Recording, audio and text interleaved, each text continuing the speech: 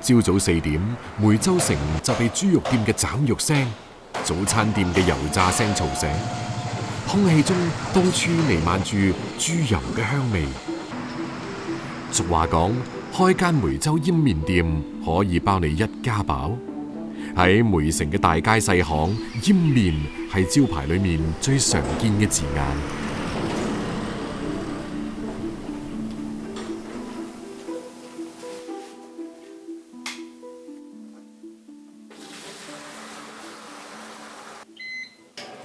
老板，要面，3 KT 煮给我。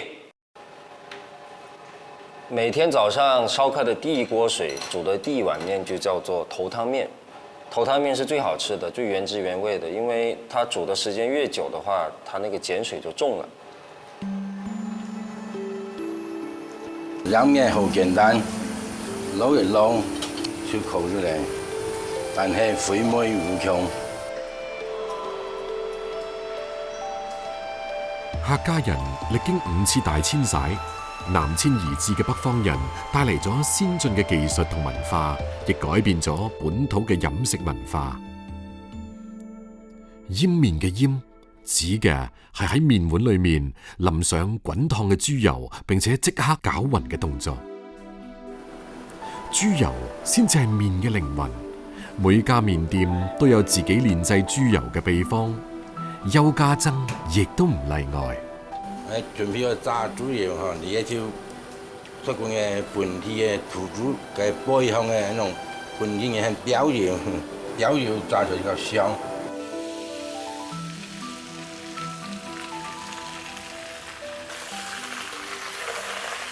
炸豬油冇乜秘訣，主要就蒜蓉同蔥頭，一炸出嚟豬油比較醇香。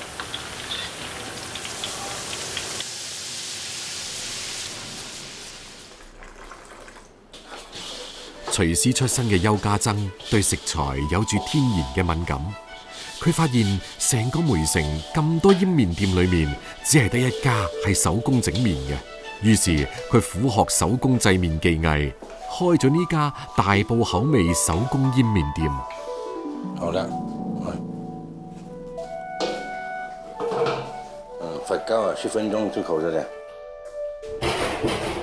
發好烤嘅麵團散發出淡淡嘅鹼香味，攤開麵團，騎上竹槓，呢個先至係手工製麵嘅關鍵環節。這樣按照大香料呢，就將它一來反覆稀釋，讓口熱。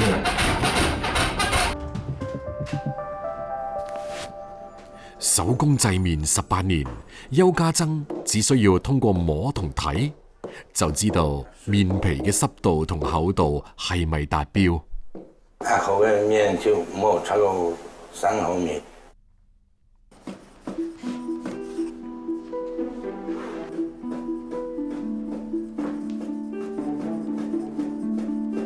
最多是有2-3年咁樣是。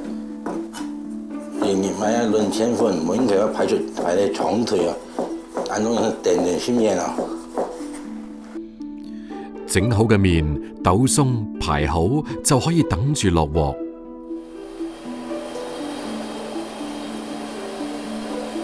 滷你嘅麵就冇超過30秒。啱啱出鑊嘅麵熱氣蒸騰，呈現出半透明嘅金黃色。呢個時候淋埋滾燙嘅豬油同肉碎，趁熱攪拌均勻，等每一條麵都俾豬油浸潤。豬油嘅香味因溫而起，充滿鼻腔，麵夠韌順滑，一啜就可以落肚。呢一刻再嚟一碗及第湯，梅州醃麵嘅風味先至可以充分展現。而呢一碗及第湯，邱家珍都落足咗功夫。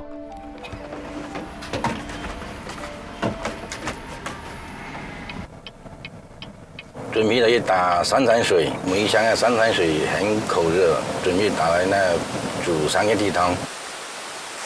自來水多少氣味啊？三餐水比較清甜，3兩個就會來打一次來煮湯。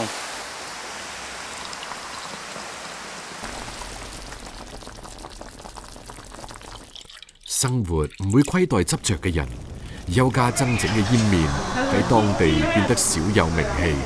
原先又細個來每朝出差特別從上北特產路可以來新面，一下是不是6碗？老闆第6碗了喎，厲害！出差這個時間又是那個6碗，幫聽我嚇到了。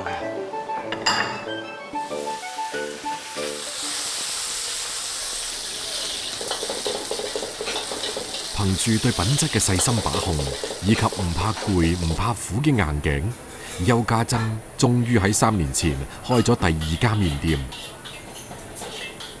我每早上去4點鐘左右睇嘅打麵到8、9點鐘仲要休息反正做麵就確實辛苦但係看到客人受到按讚我也十分開心。對於一家店仔嘅主人嚟講，一碗麵成就唔到佢哋嘅富貴逼人嘅人生，但係就可以默默守護一家人嘅平安喜樂。做好一碗麵嘅執念，亦唔能夠幫助佢哋名滿天下，但就可以靜靜呵護一家人嘅體面尊嚴。澳門只有33平方公里。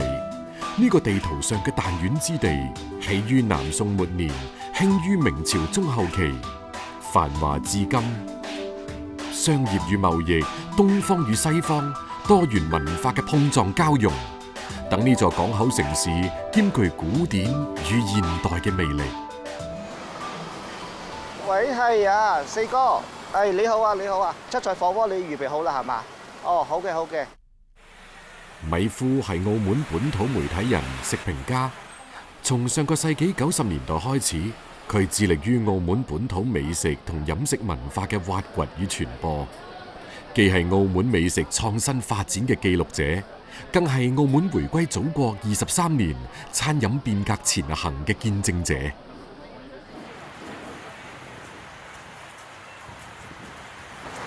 四哥你好，歡迎！我哋個七菜生鍋大廚準備好啦，好，等緊你啦，麻煩晒你，麻煩晒你，好，請，好。同米夫相識30年嘅張志炎，亦係土生土長嘅澳門人。16歲入行，而家62歲嘅佢仍然活躍喺餐飲圈。佢嘅人生濃縮咗澳門半個世紀嘅餐飲史。我今日已經安排咗佳哥復原嗰個你想見到嗰個七彩生鍋。好。咁之餘咧，佳哥再安排一個我哋好賣得嘅大家應著好賣得嘅龍利蒸肉餅。你最中意食肉餅啊？咁樣我哋細個打崩頭噶喎。係啊，爭住食啊！將7分瘦3分肥嘅前腿肉剁碎，加入馬蹄粒、香菇丁同薑末，攪拌均勻之後鋪平喺碟度，再將處理乾淨嘅龍利魚冚喺肉餅上。我而家就可以攞去個蒸爐蒸噶啦。喺高溫蒸汽嘅熱力下，龍利魚嘅風味自上而下凝聚，魚鮮同肉香融匯一體。呢個係老一代澳門記憶中嘅珍饈美味。呢個就係傳聞中嘅七彩生鍋。係啦。哇！咁清嘅。傳統啊，只係加啲豆腐啊咁樣。我哋跟傳統啊，今日。好嘅。咁食得噶啦喎。顧先生，未得啊？係有一個好重要嘅程序要做嘅。攞睇你啲雞蛋，就係淨係落油，有人淨係落豉油，就打勻佢。係。要嚟分點啊！呢啲食物啦。即係當係一個醬料咁樣嚟點嘅。係啦。首先和味啲啦，滑溜啲啦。最重要佢降溫。鮮油、豬肝、鴨腸、生蠔、鮮蝦、魚片，將街市裏面隨手可以買到嘅食材放入煮滾嘅清水煲裏面翻滾，撈起，輕輕點蘸，用生雞蛋混合豉油做成嘅醬料，呢個就係令澳門人垂涎3尺嘅傳統火鍋。七彩生鍋咧，其實好豐富嘅，唔止7樣嘢嘅。一般都係12到15樣嘢嘅。係。咁啊睇下當日市場有啲咩又新鮮，有啲舊派嘅廚師發版效果啊。哦，係。大道至簡，追求原汁原味，傳統打邊爐嘅食法喺澳門風靡咗近半個世紀，直到20世紀末，澳門嘅傳統火鍋發生咗轉變。入冬之後嘅澳門，各大火鍋店人流量暴增。澳門人用行動表示，打邊爐先至係解鎖冬天嘅正確方式。你好，歡迎光臨。睇下想食啲咩海鮮？有竹蝦啊、象拔蚌啊、龍蝦啊。生活喺南半球嘅岩龍蝦、北極圈嘅帝王蟹、泰國嘅皮皮蝦、南非嘅鮑魚，港口城市融通四海，食運全球。大量物美價廉嘅海產品成為澳門火鍋嘅主角。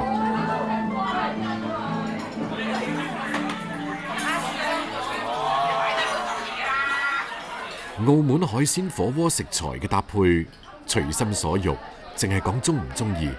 大海嘅鮮味融入傳統湯底嘅時候，鮮就係王道。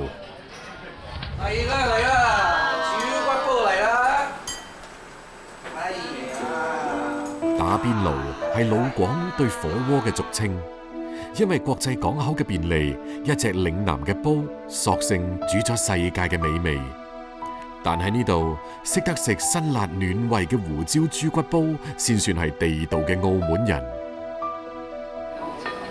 哇！真係正喎！胡椒豬骨煲係澳門嘅原創美食，食肉飲湯吸骨髓嘅特色食法，風味粵港澳。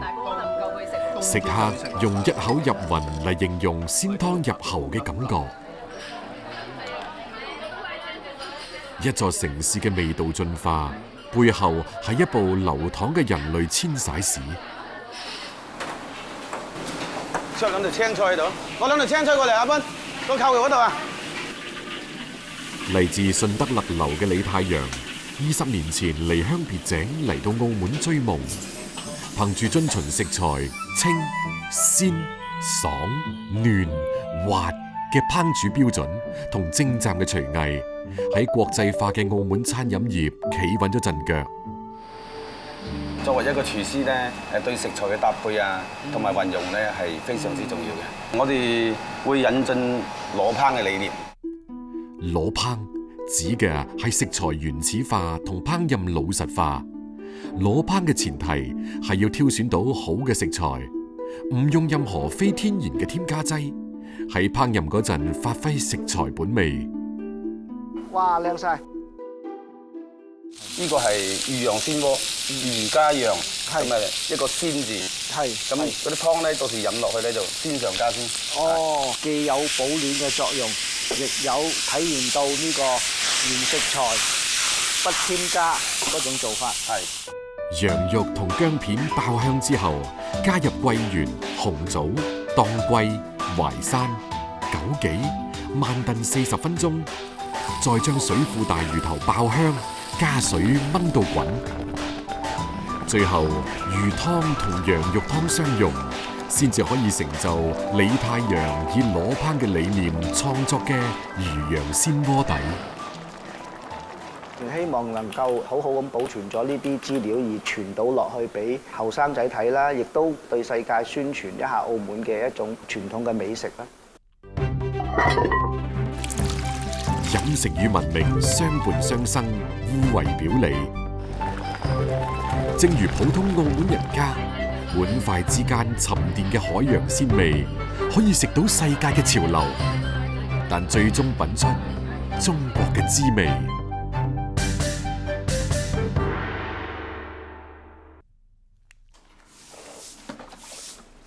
廣東嘅龍舟水向來兇猛，經過半個月嘅清潔消殺，受災嚴重嘅英德市連江口鎮已經開始恢復往日生機。你行穩嚟啊！靠捕撈謀生嘅漁民正喺度做緊捕魚前嘅準備。休漁期過咗啦，今日正式生產啦。係啊係啊，4個月咁樣會過我哋，你要揾翻幾百蚊啦。年嘅3月1號到6月30號係國家規定嘅內河休漁期。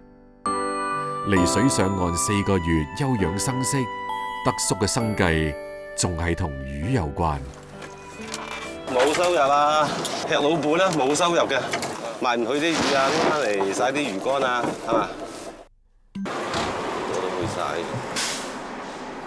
朱天德同太太搭上漁船，希望今日大豐收，魚滿倉啊！沉寂咗4個月嘅江面，漁船嘅馬達聲再次響起，北江河鮮即將以至鮮嘅姿態重回餐台。我哋嘅豐收期係10月到1、2月咁啦。相比起海上開船嘅迎風鬥浪，內河行船可謂係風平浪靜。從碼頭到放網點，一般唔超過20分鐘。睇下老婆就喺呢度放網啦。你得唔得埋去嗰度？你咪放咯，咁就捉住佢啊！最多嘢講過你噶啦。我哋嘅目標係骨魚多啲，骨魚、馬面骨、邊魚，係有啲雜魚仔。我哋都唔搞得咩大條嘅魚道嘅，都網密啊。放網位置明確，捕撈目標清晰，揾啱位，順水而下，趕住喺天光之前，缸底嘅魚最活躍嘅時候，布低網陣，等最後一捆魚網落水，天色緩緩放亮，就可以準備收網啦。開網嘅佢嚟啦，掹艇我嘅有力就我嚟啦，辛苦嘅就男人嚟，係嘛？嗱，呢度出力嘅就男人嚟。德嫂放嘅網，德叔嚟收，需要出力嘅擔要壓喺男人身上。開漁第一日，大部分漁民都會出嚟碰下運氣。呢種以家庭為組合嘅謀生方式喺北江世代延續。喺過去嘅30年裏邊，連江口嘅漁船從原來嘅350幾艘逐年遞減，目前只係得返63艘。攞魚冇富貴，一路以前傳落嚟嘅就掛起魚欄就冇米噶啦，真係冇魚賣就冇飯食噶啦，係嘛？江河嘅水產資源唔及海洋豐富，價格亦相對低廉，但係收穫豐厚定係微薄，更多嘅要睇運氣。就有魚啦，馬面骨啊，呢啲40-50蚊一斤。啊，呢條桂花魚，人哋叫海底雞項，真係大豐收啊！大魚，大魚，大魚！哎呀，大收啊，整到大邊魚啊！夏季日照充沛，北江水草豐美，魚蝦食物豐富，馬面骨、桂花魚、和順魚、鉗魚、邊魚係連江口嘅特產。上午8點，連江口菜市場嘅河鮮區迎嚟咗開漁後嘅第一場熱鬧。係大嫂，嗰時好，我要嘅魚有冇貨啊？幫你留起啦。熱天都唔多魚啊，呢輪。係啊，得啦，唔緊要啊，你每日留翻俾我得啦，有幾多？我做河白先用嘅，係啊，好。江傑華係連江口鎮最後生嘅廚房大佬，勤於思考，善於搭配，熟悉食材本性，對河鮮嘅烹飪有住獨特嘅見解。喺江傑華嘅菜單裏面，今次招牌就係河八鮮。八仙過海，各顯神通，故事俾咗我啲靈感俾我，所以我就諗到呢個河八仙。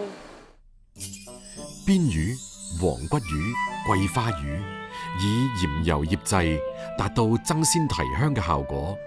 叉尾鉗魚以豉汁醃製，去腥增香。絲瓜白菜墊底，最大限度咁吸收河鮮嘅湯汁。江傑華根據食材嘅味性，自下而上，由淡到濃進行煲鎮，蒸10分鐘就可以上台啦。清蒸可以保留河鮮最本真嘅味道，喺高溫嘅作用下，8種鮮味交相輝映，鮮香四溢。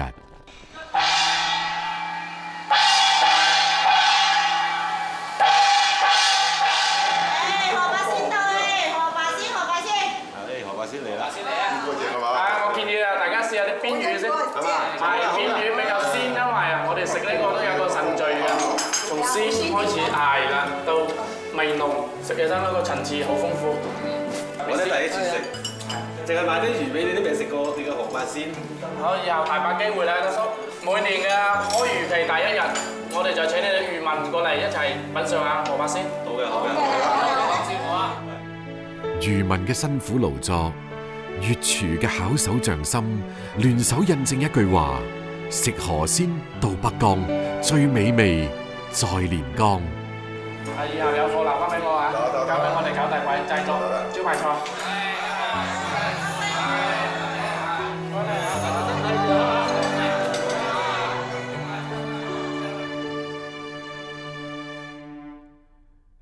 北江邊嘅漁村係大江同人依山傍水嘅相互守候，而喺三亞，一艘漁輪帶住希望出發，面對四面汪洋嘅風險，然後拉響豐收嘅汽笛歸航，係大陸同海洋嘅彼此約定。凌晨時分，三亞崖州漁港碼頭，一場由漁娘主導嘅海鮮買賣即將上演。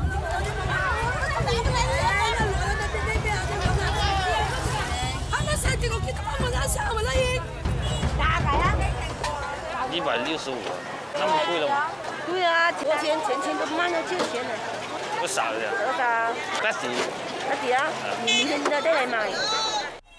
男人出海捕魚，女人留守岸上，久而久之，呢個岸邊魚市就成為咗女人嘅天下。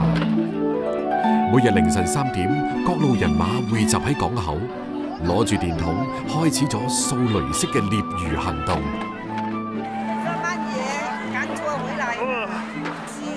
我比我還長。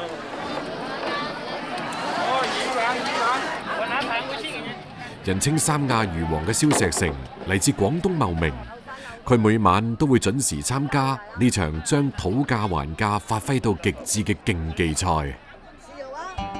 你不要往中間出來，人他們剛剛那個阿康就稱，跟我們稱。哦，你好像啊！不是，你這個是黃吧？稱是稱啊，他們一起稱。哎，媽媽，48塊有個懂嗎？要媽媽45給你們，好香啊！45啊，這個。那個他們也給48塊，我不肯賣。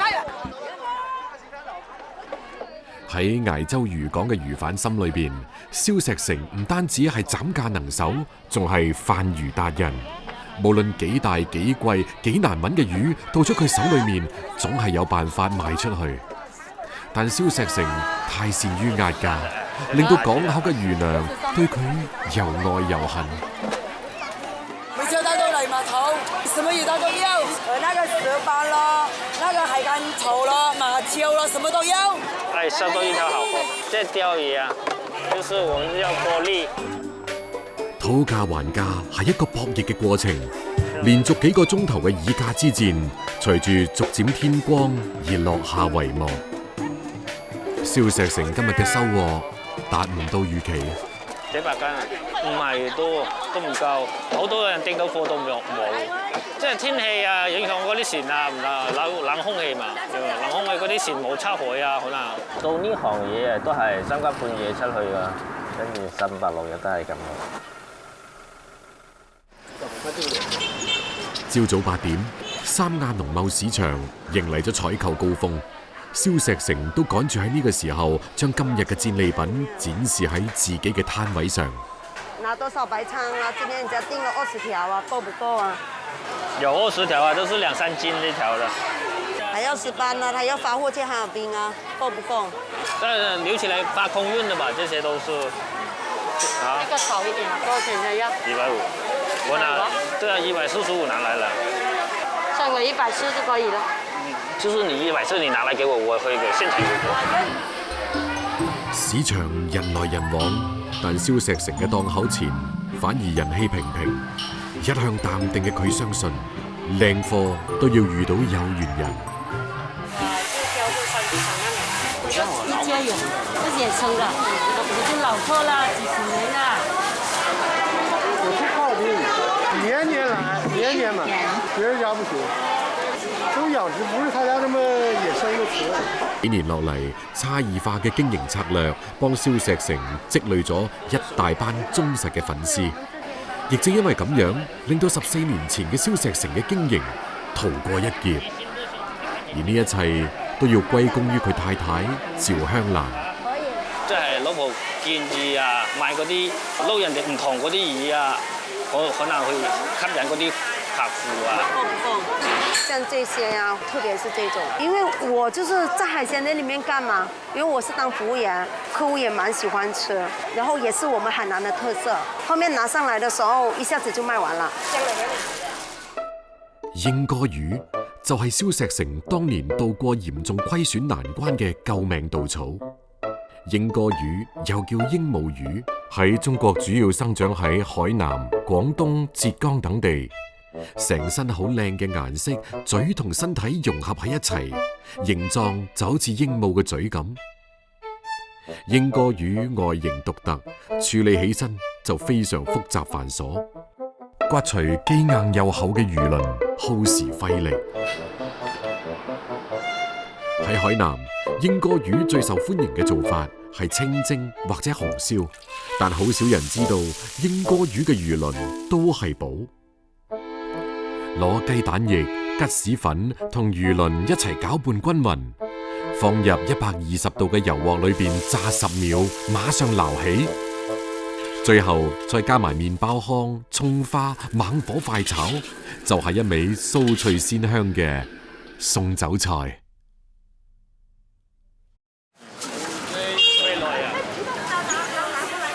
看這條也是鮮的啊！你看我們看，就這麼大的5、6斤啊。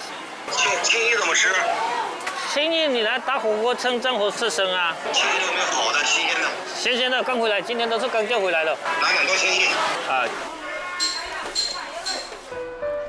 性格沉穩、做事踏實嘅蕭石成夫妻魚檔，唔單止喺市場叫得出名，借助各種新媒體平台，佢積累咗1萬幾嘅粉絲，喺網絡銷售盛行嘅當下，闖出咗一條新路。我要趕時間去機場發貨。哦，好的，你快點回來啊！就是想解決這個保鮮這技術，全國各地我都跑遍過了，最終選擇就是這個味道。食海鮮就為呢一口鮮，而蕭石成嘅出品就係鮮嘅保證。除咗對海鮮品質把控嚴格之外，蕭石成嘅保鮮方法都係與眾不同。將鮮活嘅海產品放置喺微凍設備嘅液體當中，10分鐘唔到就可以使佢硬化。呢個就係蕭石成口中嘅鮮活微凍技術。微凍就是主要是保證它的細胞不會破裂、不會死亡，就新鮮度啊、口感啊都保證原汁原味的。